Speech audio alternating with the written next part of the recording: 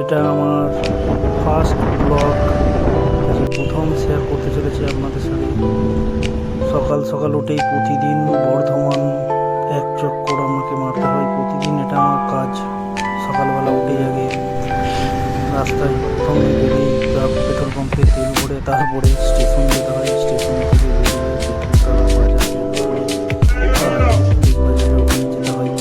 ওখান থেকে বেরিয়ে আবার বেলতলা বাজারে সকাল সকাল সবজি, টাটকা টাটকা সবজি কিনতে হয়। দোকানের জন্য নিয়ে আসতে হয়, বাড়িতে খাওয়ার জন্য। এসে ওখান থেকে বেরিয়ে আবার মাছ নিয়ে আসুন, এক একদিন মাছ নিই বাড়ির জন্য। সেই মাছ নিয়ে ওখান থেকে বেরিয়ে আবার কার্জন গেটের সাইডে যাই, ওখানে কমে সবজি পাওয়া যায়। ওখান থেকে সবজি নিয়ে আবার বেরিয়ে আসি খোসবাগান হয়ে, খোসবাগানের দিকে চলে আসি।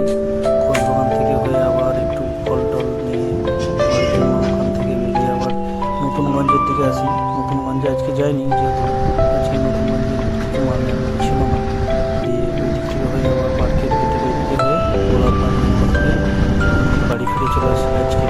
আজকে ছিল বুধবার, তা আজকে অল্পই বাড়ি